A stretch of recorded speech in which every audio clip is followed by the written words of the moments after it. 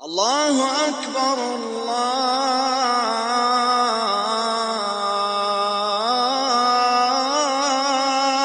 اکبر. الحمد لله رب العالمين والعاقبة للمتقين والصلاة والسلام على سيد المرسلين وعلى آله وصحبه أجمعين. أما بعد فأعوذ بالله من الشيطان الرجيم. بسم الله الرحمن الرحيم. وننزل من القرآن ما هو شفاء ورحمة للمؤمنين. وقال النبي صلى الله عليه وسلم عليكم بالشفاعين تلاوة كلام الله وشربة العسل. وقال النبي صلى الله عليه وسلم من لم يشفي القرآن فلا شفاه الله من لم يكفي القرآن فلا كفاه الله او كما قال علیہ الصلاۃ والسلام. غیر مقلدین اور یہ قادیانی کی جو باتیں ہوئی اس کے اندر یہ بات تھوڑی عجیب و غریب ہے، لیکن کل مفتی صاحب سے ملاقات ہوئی اور پرانی کچھ یادیں تازہ ہوئی. میں سوچا اور ہمارے بھائیوں نے بھی سوچا کہ اس کے بھی تعلق سے، علاج کے تعلق سے کچھ بات ہمارے سامنے آ جاوے. بھائی دیکھو، عام طور پہ ہمارے ذہن میں ایک بات یہ ہے کہ یہ دور میں جادو، جنات، حسد، نظر یہ سب بہت عام ہے، اور میں یوں کہہ سکتا ہوں کہ 95% لوگ اس کے اندر مبتلا ہیں، اور علماء کرام بھی اس میں مبتلا ہیں.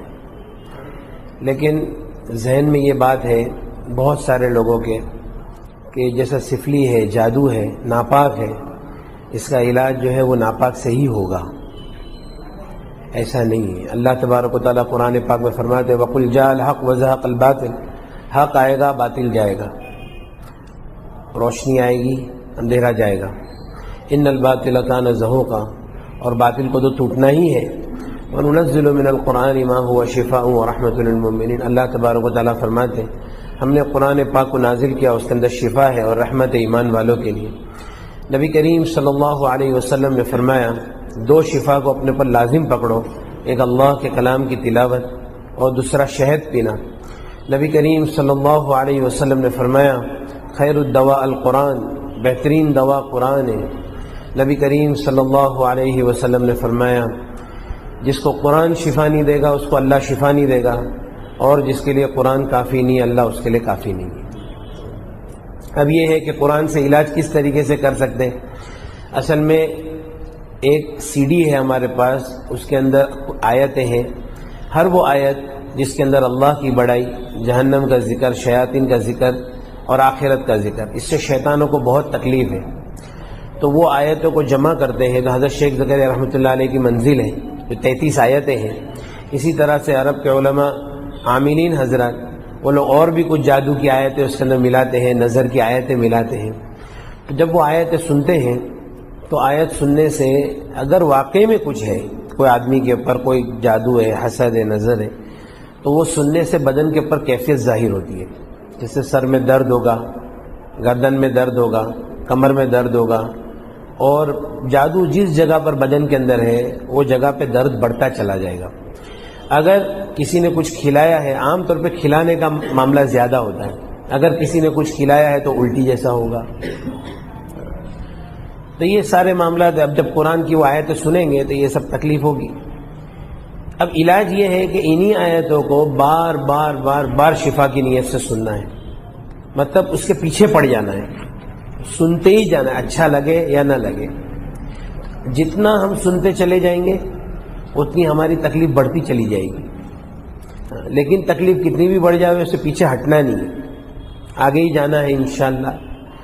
اور پھر اس کے بعد میں ہو سکتا ہے کہ جادو بدن سے نکلنا شروع ہوگا، یا تو بدن میں بہت کھجلی ہوگی، یا بخار چڑھ جائے گا، یا پیشاب بہت ہوگی، یا تو جلاب بہت ہوں گے، یا الٹیاں بہت ہوگی. ہو سکتا ہے ہمارے بہت سے لوگوں کا علاج ہو سکتا ہے ایک ایک دن کے اندر 100 الٹی ہوتی ہے، 50 جلاب ہوتے ہیں.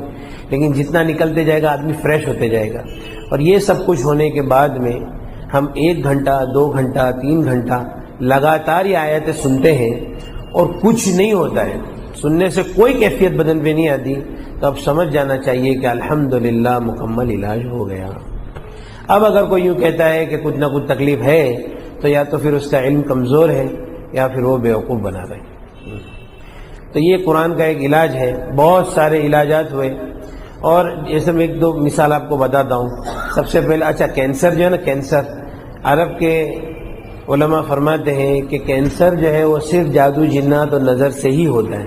کینسر کوئی بیماری نہیں، بلکہ بڑی بڑی بیماریاں، جتنی بھی بڑی بڑی بیماریاں ہیں، کینسر ہے، ہارٹ ہے، اسی طرح سے ہمیں گھٹنوں کی تکلیف ہے، جوڑوں کا درد، اسی طرح سے بچے جو نہیں ہوتے اور عورتوں کو بہت خون جاتا ہے، یہ ساری تکلیفیں جنات اور نظر کی وجہ سے ہی ہوتی ہے. نبی کریم صلی اللہ علیہ وسلم نے فرمایا. اور ایک بات اور بھی دھیان رکھے بھائی کہ جادو کی اتنی حیثیت نہیں ہے، اس سے زیادہ خطرناک چیز جو ہے وہ نظر ہے. نبی کریم صلی اللہ علیہ وسلم نے فرمایا اکثر من یموت بعد قضاء اللہ وقدرتہ بالعین، اللہ کی قضا اور تقدیر کے بعد میری امت میں سب سے زیادہ موت نظر بد سے ہوگی. نبی کریم صلی اللہ علیہ وسلم نے فرمایا کہ نظر آدمی کو قبر تک اور اونٹ کو ہانڈی کے اندر پہنچا دیتی ہے. نبی کریم صلی اللہ علیہ وسلم نے فرمایا کوئی چیز تقدیر کے اوپر سبقت نہیں کرتی، اگر کوئی چیز تقدیر کے آگے جاتی تو وہ نظر ہوتی. نظر آدمی کو پہاڑ سے دھکا دے سکتی ہے، یہ بھی حدیث ہے کہ نظر آدمی کو پہاڑ سے دھکا دے سکتی ہے. اسی طرح سے یہ ہے کہ اللہ تبارک و تعالیٰ نے قرآن پاک کے اندر دیکھو سورہ یوسف میں یعقوب علیہ السلام کے بیٹے جب مصر جا رہے تھے ان کو یوں کہا یا بنی لا تدخلوا من باب واحد وادخلوا من ابواب متفرقہ، اے میرے بیٹو تم الگ الگ دروازے سے مت داخل ہونا، بلکہ ایک دروازے سے مت داخل ہونا، مختلف الگ الگ دروازوں سے داخل ہونا. تو یعقوب علیہ السلام کے ذہن میں بھی یہ تھا کہ سب کے سب ایک دروازے سے داخل ہوئیں گے تو ان کو نظر لگ جائے گی. نبی کریم صلی اللہ علیہ وسلم نے نظر سے بچنے کا اس کی اللہ کے رسول صلی اللہ علیہ وسلم نے دعا مانگنے کا حکم دیا. استعیذ باللہ من العین فإن العین حق، نظر بد سے اللہ کی پناہ مانگو کیونکہ نظر بد حق ہے. نبی کریم صلی اللہ علیہ وسلم نے فرمایا العین حق یحضرها الشیاطین وحسد بنی آدم، یہ نظر حق ہے، شیاطین اس کو حاضر کرتے، بنی آدم کا حسد اس کو لاتا ہے. اب یہ ہے کہ نظر کیوں لگتی ہے؟ کوئی آدمی نے کسی کی تعریف کیا، اس تعریف کے اندر اس نے اللہ کا ذکر نہیں کیا، بس تو وہ نظر لگ جاتی ہے. تو عام طور پہ ہماری آج ہم کسی کی تعریف کر دیں کہ بھائی تو کتنا چہرہ کتنا اچھا دکھ رہا ہے، اب اس نے اللہ کا ذکر نہیں کیا، نظر لگ گئی. کہ بھائی فلاں آدمی کا علم کتنا مضبوط ہے، اب اس میں اللہ کی تعریف نہیں کی، ماشاء اللہ بارک اللہ نہیں کہا تو نظر لگی. کیونکہ ایک آدمی کی تعریف ہوتی ہے، شیطان اس کو پسند نہیں کرتا ہے کہ کسی آدمی کی تعریف ہو، فوراً وہ اس کے اوپر حملہ کرتا ہے. لیکن جب کوئی آدمی اس کے اندر کہتا ہے ماشاء اللہ بارک اللہ، اللہ تعالیٰ آپ کو اور برکت عطا فرماوے، اب اس کے بعد میں وہ نظر کا اثر کیا ہو جاتا ہے؟ ختم ہو جاتا ہے. اب یہ ہے اللہ کے رسول صلی اللہ علیہ وسلم نے فرمایا اپنی نعمتوں کو آدمی راز میں رکھے، اپنی نعمتوں کا زیادہ تذکرہ نہ کرے، نعمتوں کو راز میں رکھے، اور اپنی بیوی کی تعریف نہ کرے، اپنے بچوں کی تعریف نہ کرے، اپنی کسی چیز کی زیادہ تعریف نہ کرے، کسی کو شوشہ بھی نہ کرے. اللہ کے رسول صلی اللہ علیہ وسلم نے فرمایا استعینوا علی انجاح الحوائج بالسر والکتمان فإن كل ذی نعمت محسود، کہ اپنے کاموں کو اس سے انجام تک پہنچانے میں راز میں رکھنے سے مدد حاصل کرو، کیونکہ ہر نعمت والوں کے ساتھ میں حسد کرنے والے لوگ ہوتے ہیں. لیکن بہرحال اب نظر لگ گئی، اور یہ ہے کہ بھائی جادو ہو گیا، کوئی مسئلہ نہیں ہے، کوئی بڑی بات نہیں ہے. اور دیکھو ایک بات ہے، ایسا ہو نہیں سکتا کہ کوئی چیز جب عام ہو جاوے اور اس کا علاج عام نہ ہو، یعنی اس کا علاج مخصوص لوگوں کے پاس ہو اور ان کی جاگیر بن کے رہ جاوے، ایسا ہو نہیں سکتا. تو یہ قرآن ہے، اور قرآن یہ سورج ہے، یہ سورج سب کے لیے نکلا ہوا ہے اور ہر آدمی اس سے فائدہ اٹھا سکتا ہے. یہ قرآن ہے، اس میں شفا ہے، بے شک ہے، اس میں کوئی شک کی بات نہیں ہے، اور ہم نے تو علاج کر کے دیکھا ہے. ایک ہمارا بھائی تھا، سب سے پہلا علاج ہوا، میں مولانا بلال کو بھی بولا تھا کہ ایک لڑکا احمد آباد سے فون آیا کہ ہمارے حضرت مفتی صاحب نے کہا تھا کہ بھائی وہ جنید کو فون کرو، اس نے کچھ قرآن کے علاج کی ترتیب ہے وہ بتائے گا. وہاں سے فون آیا، میں بولا بھائی دیکھو میں کسی کے گھر پہ نہیں آؤں گا، میں تمہارے کو یہاں سے علاج بتاؤں تو اگر ہو سکتا ہے تو کر لو. تو علاج یہ ہے کہ آپ کو فجر سے لے کے رات تک قرآن سننا ہے، فجر سے ظہر تک سننا ہے، اس کے بیچ میں نیند آئے گی، آپ کو سونا نہیں ہے. اچھا پھر ظہر میں کھانا کھانا ہے، کھانے کے بعد تھوڑی دیر کیلولا کرنا ہے. کیوں کیلولا کرنا ہے؟ کیونکہ شیطان کیلولا کرتا نہیں ہے، کیونکہ تم جاگتے رہیں گے اور تم سوتے رہیں گے تو وہ جاگتا رہے گا، وہ کیلولا کرتا نہیں ہے. لیکن دوسرے ٹائم پہ تمہارے کو سلائے گا تو تم کو سونا نہیں ہے، قرآن سننا ہے. اب اس کا پہلا ایک دن گیا تو بول رہے مولانا پورا دن قرآن. اچھا اتنا سخت جادو تھا، کم سے کم نہیں تو بھی 15 سال کا جادو تھا وہ. تو کہا کہ مولانا پورا دن سنتے سنتے نا سر بہت دکھ رہا ہے. بولا چلو الحمدللہ، پکڑ میں معاملہ آیا. اب دوسرے دن اور سنا، بولا اور سنو بھائی، اور سنا. تو تو بولے کہ تھوڑی تھکان لگ رہی ہے، کمزوری لگ رہی ہے. بولا الحمدللہ اندر جو چیز ہے وہ کمزور ہو رہی ہے، ورنہ قرآن سے تھکان کا کیا مطلب ہے. اچھا تیسرے دن بھی کمزوری، چوتھے دن تو ایسی حالت ہو گئی کہ ایسا لگتا تھا کہ ابھی یہ مر جائے گا. اس کے والد نے مجھ کو کہا کہ بھائی یہ تو ایسا لگتا ہے کہ ابھی جائے گا دنیا سے. میں بولا دیکھو بھائی جانا تو اس کو ویسے بھی ہے، کینسر میں ہے، آپ سوچ لو کھائی دونوں طرف ہے، یا تو ادھر گر جائے گا یا ادھر گرے گا. اس سے اچھا یہ قرآن ہے، اس کو چلنے دو. اچھا میں بولا کہ بھائی وہ بیمار ہو گیا بہت زیادہ، آپ کو کیا ہوا؟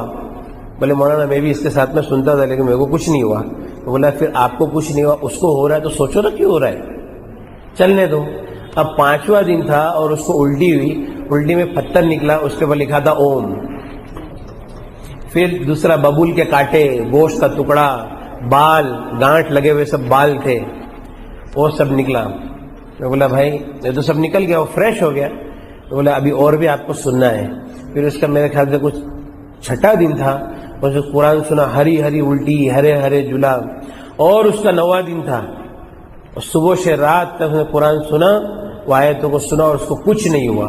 بولے بھائی دیکھو الحمدللہ آپ کے اوپر جو جادو وغیرہ تھا وہ سب ٹوٹ گیا، اللہ تعالیٰ نے آپ کو شفا دے دیا، اب کوئی مسئلہ نہیں ہے. اب آپ اپنا کینسر چیک کرا لو. اب کینسر چیک کرائے تو کینسر بھی نہیں ہے، الحمدللہ سب ختم ہو گیا. اسی طرح سے ہمارے یہاں پہ ایک عورت ہے، اس کے سینے کے اندر گانٹھ ہو گئی تھی کینسر کی.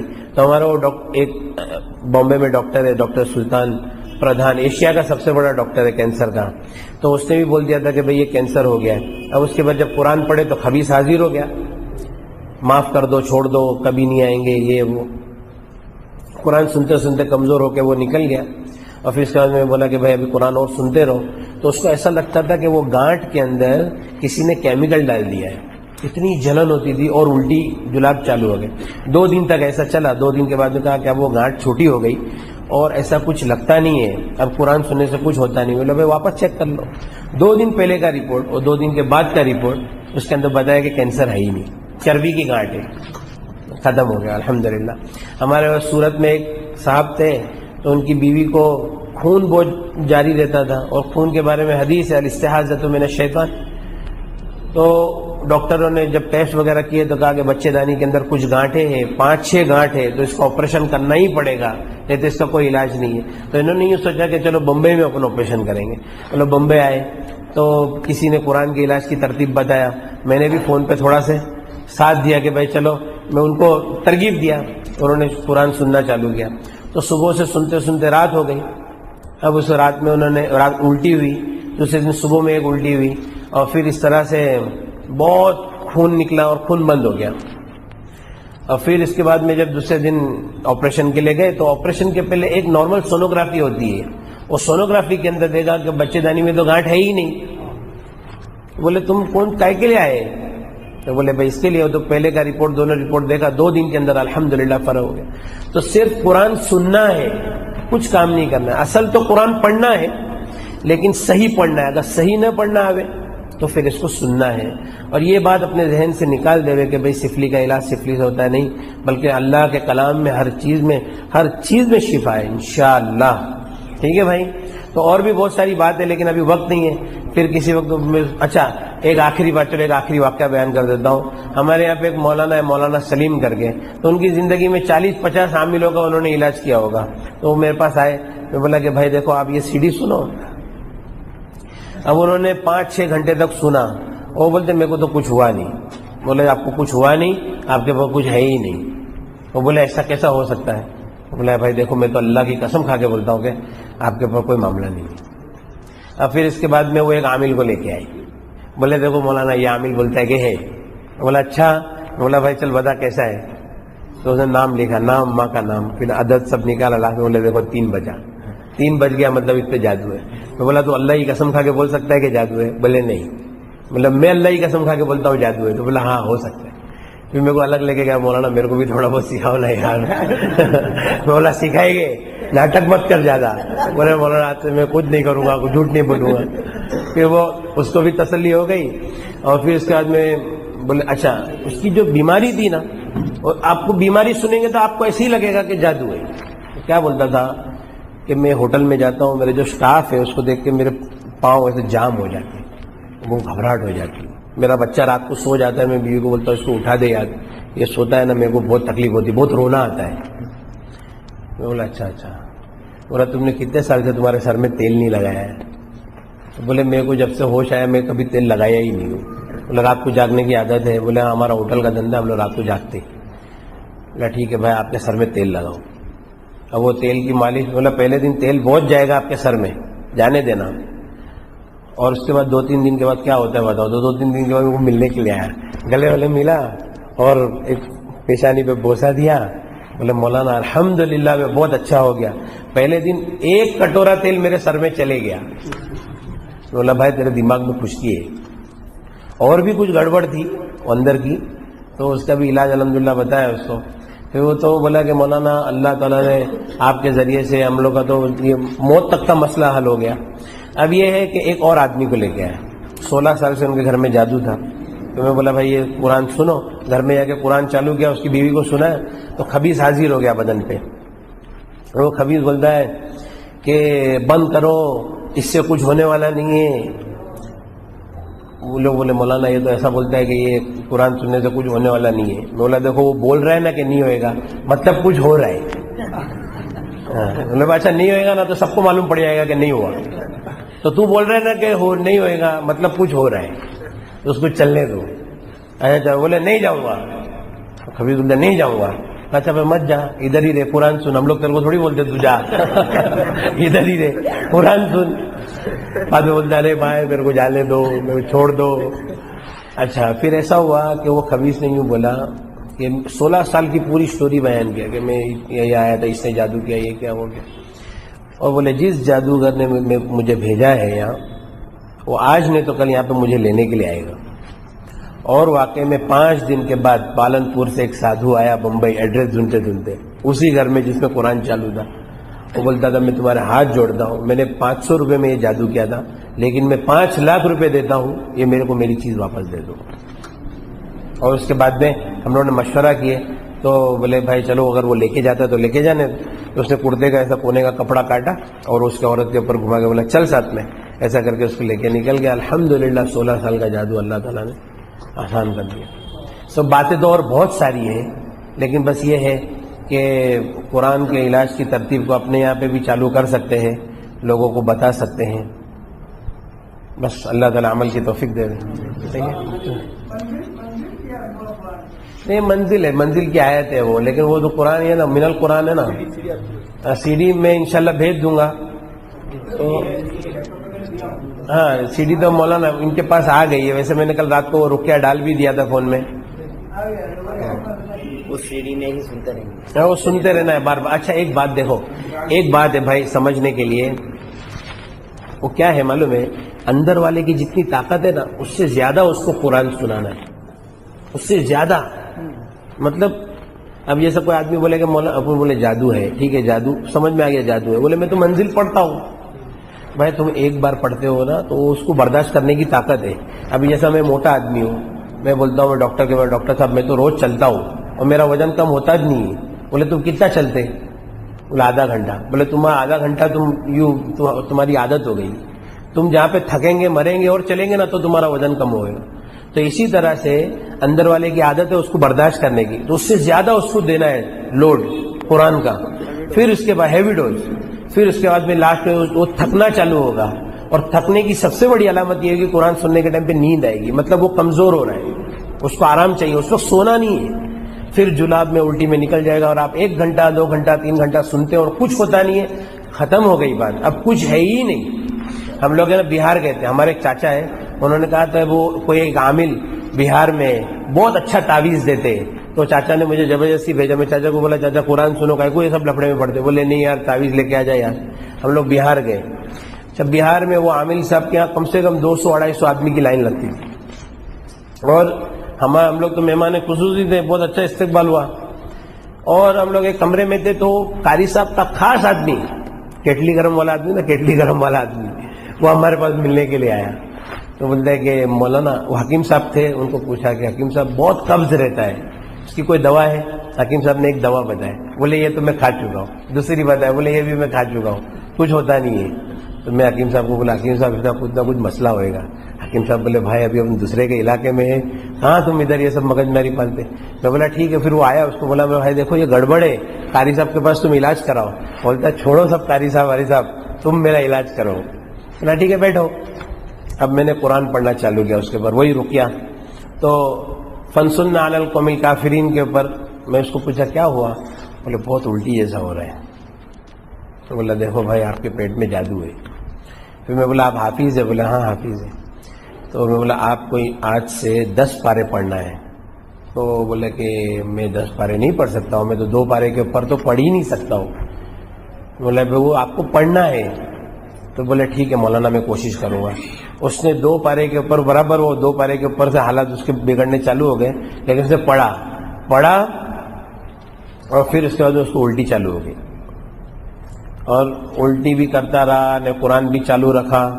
ہم لوگ وہاں سے سفر کے دوسری جگہ پر گئے, پھر وہاں سے آئے. میں بولا مولانا آج الحمدللہ میں نے 15 پارے پڑھا اور مجھے کچھ نہیں ہوا. بولا بھائی الحمدللہ آپ کا علاج ہو گیا. آج بھی فون کرتے رہتا ہے کہ میرے یہاں بچہ ہوا ہے, نام دو حضرت, کچھ نام بتا دو. سمجھ میں ہے نا.